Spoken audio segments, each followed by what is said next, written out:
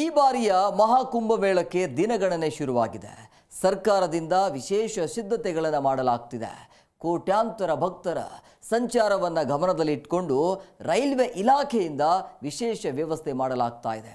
ಈ ಮಧ್ಯೆ ನೀವು ಜನವರಿ 30ರಿಂದ ಫೆಬ್ರವರಿ 26ರವರೆಗೆ ರೈಲಿನಲ್ಲಿ ಉಚಿತ ಪ್ರಯಾಣ ಮಾಡಬಹುದು. ಈ ಬಗ್ಗೆ ಡೀಟೇಲ್ಸ್ ನಿಮ್ಮ ಮುಂದೆ. 12 ವರ್ಷಕ್ಕೊಮ್ಮೆ ನಡೆಯುವ ಮಹಾಕುಂಭಮೇಳಕ್ಕೆ ದಿನಗಣನೆ ಶುರುವಾಗಿದೆ. ಮಹಾಕುಂಭಮೇಳವು 4 ಪವಿತ್ರ ಸ್ಥಳಗಳಲ್ಲಿ ಪ್ರತಿ 12 ವರ್ಷಗಳಿಗೊಮ್ಮೆ ನಡೆಸುವ ಹಿಂದೂಗಳ ತೀರ್ಥಯಾತ್ರೆಯಾಗಿದೆ. ಹೀಗಾಗಿ ಈ ಬಾರಿ ಪ್ರಯಾಗ್ರಾಜ್ಗೆ ಲಕ್ಷಾಂತರ ಜನ ಬರುತ್ತಾರೆ. ಸಂಗಮದಲ್ಲಿ ಸ್ನಾನ ಮಾಡಿ ಪಾಪ ನಿವಾರಣೆಯಾಗಿ ಮೋಕ್ಷ ಪ್ರಾಪ್ತಿಗಾಗಿ ಪ್ರಾರ್ಥಿಸುತ್ತಾರೆ. ಕುಂಭಮೇಳಕ್ಕೆ ಭೇಟಿ ನೀಡುವ ಪ್ರವಾಸಿಗರಿಗೆ ರೈಲ್ವೆ ಇಲಾಖೆ ಗುಡ್ ನ್ಯೂಸ್ ನೀಡಿದೆ.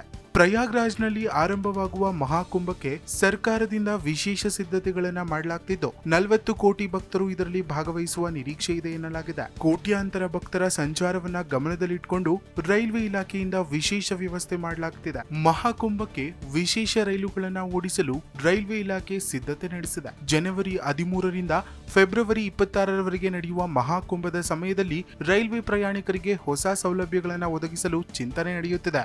ಉತ್ತರ ಪ್ರದೇಶ ಸರ್ಕಾರದ ವಿಶೇಷ ಸಿದ್ಧತೆಗಳ ಆಧಾರದ ಮೇಲೆ ರೈಲ್ವೆ ಈ ಉಡುಗೊರೆಯನ್ನ ನೀಡುವ ನಿರೀಕ್ಷೆ ಇದೆ.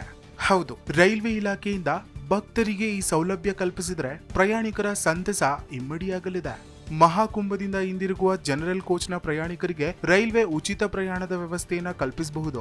ಮಹಾಕುಂಭದಿಂದ ಹಿಂದಿರುಗುವ ಪ್ರಯಾಣಿಕರಿಗೆ ಟಿಕೆಟ್ಗಳನ್ನ ಖರೀದಿಸುವ ಅಗತ್ಯವನ್ನ ರೈಲ್ವೆ ತೆಗೆದುಹಾಕಬಹುದು. ಪ್ರಯಾಗ್ರಾಜ್ನಲ್ಲಿ ನಡೆಯಲಿರುವ 45 ದಿನಗಳ ಮಹಾಕುಂಭ ಕಾರ್ಯಕ್ರಮದಲ್ಲಿ ದೇಶಾದ್ಯಂತ 40ರಿಂದ 45 ಕೋಟಿ ಜನರು ಪಾಲ್ಗೊಳ್ಳುವ ನಿರೀಕ್ಷೆ ಇದೆ. ಕುಂಭದ ದಿನಗಳಲ್ಲಿ ಪ್ರತಿದಿನ 5 ಲಕ್ಷ ಪ್ರಯಾಣಿಕರು ಸಾಮಾನ್ಯ ಬೋಗಿಗಳಲ್ಲಿ ಪ್ರಯಾಣಿಸುತ್ತಾರೆ ಎಂದು ರೈಲ್ವೆ ಅಂದಾಜಿಸಿದೆ. ಪ್ರತಿದಿನ ಇಷ್ಟು ಪ್ರಯಾಣಿಕರಿಗೆ ಟಿಕೆಟ್ ನೀಡುವುದು ಸವಾಲೇ ಸರಿ. ಇಂತಹ ಪರಿಸ್ಥಿತಿಯಲ್ಲಿ ಮಹಾಕುಂಭದ ಆಯೋಜನೆಯ ಸಮಯದಲ್ಲಿ ಸಾಮಾನ್ಯ ಟಿಕೆಟ್ಗಳನ್ನು ಖರೀದಿಸುವ ಅಗತ್ಯವನ್ನ ರದ್ದುಗೊಳಿಸಬಹುದು. ಮಹಾಕುಂಭದ ಹಿನ್ನೆಲೆಯಲ್ಲಿ 3000 ವಿಶೇಷ ರೈಲುಗಳನ್ನ ನಿರ್ವಹಿಸಲಾಗುತ್ತಿದೆ.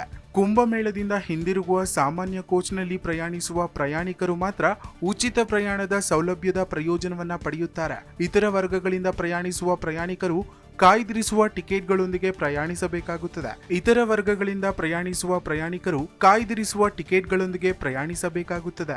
ಪ್ರಯಾಗ್ರಾಜ್ನಿಂದ 200ರಿಂದ 250 ಕಿಲೋಮೀಟರ್ವರೆಗೆ ಮಾತ್ರ ಪ್ರಯಾಣಿಕರು ಉಚಿತವಾಗಿ ಪ್ರಯಾಣಿಸಲು ಸಾಧ್ಯವಾಗುತ್ತದೆ ಎಂಬ ನಿಯಮವನ್ನ ಮಾಡಲು ಯೋಚಿಸುತ್ತಿದೆ. ಒಬ್ಬ ಪ್ರಯಾಣಿಕ ಪ್ರಯಾಗ್ರಾಜ್ನಿಂದ 250 ಕಿಲೋಮೀಟರ್ಗಿಂತ ಹೆಚ್ಚು ಪ್ರಯಾಣಿಸಬೇಕಾದ್ರೆ ಜನಸಂದಣಿಯಲ್ಲಿ ಪ್ರಯಾಣಿಕರು ಟಿಕೆಟ್ ಪಡೆಯಲು ಸಾಧ್ಯವಿಲ್ಲ. ಅಂತಹ ಪ್ರಯಾಣಿಕರು ಟಿಟಿಇಯಿಂದ ಟಿಕೆಟ್ ಪಡೆದು ರೈಲಿನಲ್ಲಿ ಪ್ರಯಾಣಿಸುವುದು ಸಾಧ್ಯವಾಗುತ್ತದೆ. ಈ ಪ್ರಸ್ತಾವನೆ ಕುರಿತು ಇನ್ನೂ ಅಧಿಕೃತ ಪ್ರಕಟಣೆ ಹೊರಬಿದ್ದಿಲ್ಲ. ಜಿ ಕನ್ನಡ ನ್ಯೂಸ್ ಈಗ ನಿಮ್ಮ ಮನೆಯಲ್ಲೇ ನೋಡಿ. ಎಲ್ಲ ಕೇಬಲ್ಗಳಲ್ಲಿ ಈಗ ಲಭ್ಯ.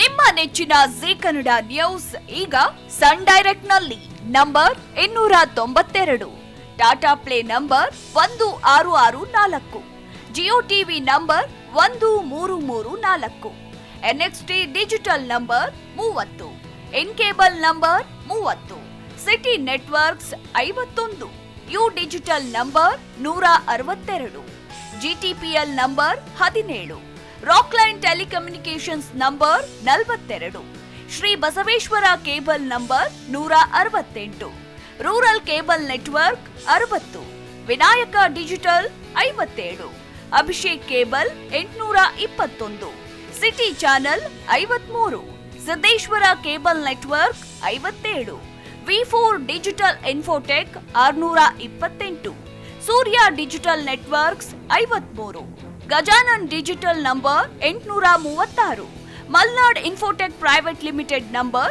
56, Metrocast number 830, victory digital number 167ರಲ್ಲಿ ನೋಡಿ ಆನಂದಿಸಿ.